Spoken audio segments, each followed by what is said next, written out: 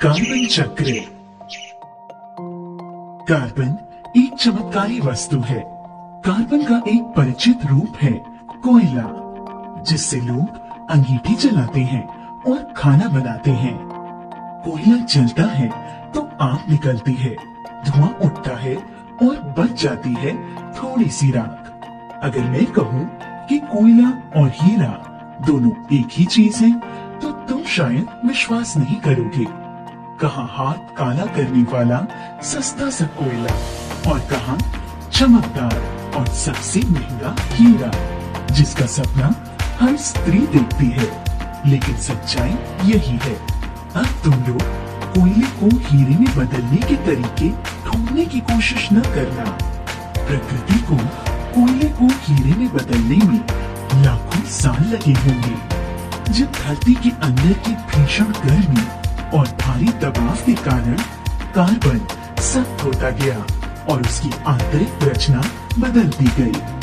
तुम जानते ही हो कि हीरा दुनिया की सबसे कठोर वस्तु है। हीरा ही हीरे को काट सकता है। हीरे को कोई चीज नहीं काट सकती। हीरे की कनियों से बनी चक्री बड़ी आसानी से पहाड़ों को काटकर उसमें सुरंग बना देती है। उसकी तुलना में लकड़ी से बना कोयला कितनी नरम चीज है। उसे हम हाथ से भी तोड़ सकते हैं। घड़िया की तरह हम कोयले से पत्थर पर लिख सकते हैं, क्योंकि कोयला आसानी से घिसता है।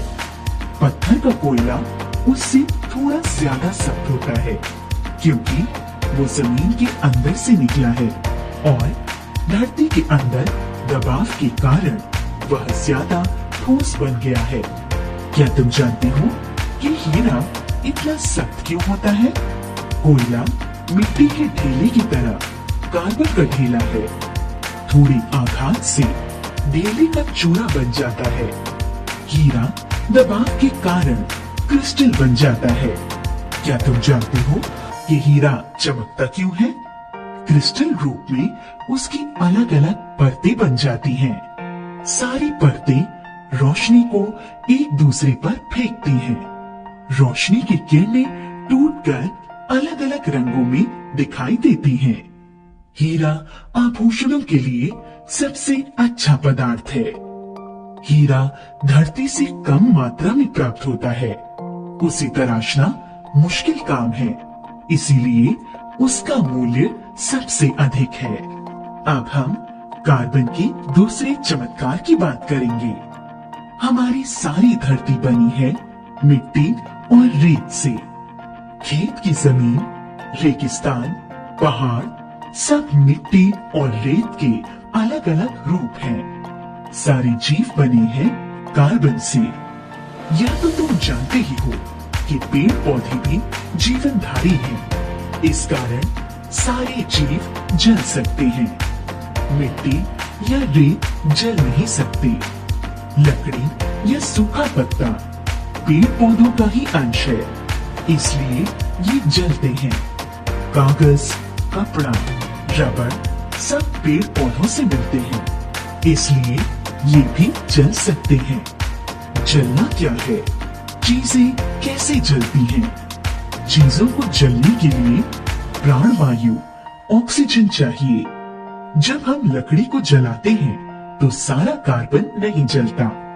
थोड़ा कार्बन हवा से ऑक्सीजन लेकर कार्बन डाइऑक्साइड में परिवर्तित हो जाता है और धुएं के रूप में आसमान में चला जाता है। तुमने देखा होगा कि गीली लकड़ी जलाने पर ज्यादा धुआं देती है, क्योंकि सारा कार्बन जल नहीं पाता। जलने वाली चीजें हवा से प्राणवायु लेती हैं, इसीलिए धुएंदार कमरे में हम ठीक से सांस नहीं ले पाते। हमारा दम घुटता है। पेड़ पौधों को कार्बन कहाँ से मिलता है? सूरज की रोशनी में पेड़ पौधे हवा से कार्बन डाइऑक्साइड लेते हैं। उसमें से कार्बन लेकर ऑक्सीजन को बाहर फेंक देते हैं। उसी कार्बन से उनका आकार बढ़ता है। जो जानवर पेड़ पौधों को खाते हैं, उन्हें कार्बन पेड़ पौधों से मिलता है। शिकारी जानवर दूसरे जानवरों को खाते हैं। उन्हें अपने शिकार से कार्बन मिल जाता है। अब कार्बन का तीसरा चमत्कार देखो। कार्बन जलने वाला पदार्थ है। मिट्टी, रेत, लोहा, सोना आदि धातु जल नहीं सकते।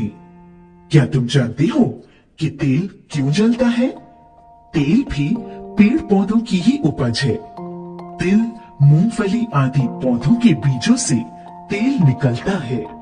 केरोसिन, पेट्रोल आदि क्यों जलते हैं? ये हमें पेड़ों से नहीं मिलते। यही प्रकृति का चमत्कार है। ये भी कार्बन से ही बने हैं। इन सबको हम हाइड्रोकार्बन कहते हैं। सभी पेट्रोलियम की चीजें हाइड्रोजन और कार्बन के योग से बनी हैं। यह देखो प्रकृति का चमत्कार। हमारे सामने है 3 मूल तत्व, कार्बन, ऑक्सीजन और हाइड्रोजन। इन्हीं तीनों से समस्त जीवधारी बने हैं। तुम जानते हो कि हमारे शरीर और पेड़ पौधों में पानी की बड़ी मात्रा है। पानी प्राणवायु और हाइड्रोजन के मिलने से बनता है। इनके गुण भी विपरीत हैं। हम बिना पानी जिंदा नहीं रह सकते। पेट्रोल अत्यंत ज्वलनशील है, जबकि पानी चीजों को बिल्कुल जलने नहीं देता। अगर टंकी भर पेट्रोल में एक चिंगारी भी गिर जाए तो वह मिनट में जल जाएगा। अगर रसोई घर की गैस रिसने लगे और माचिस जलाएं तो धमाका हो सकता है, क्योंकि सारी गैस एक ही क्षण में जल उठती है।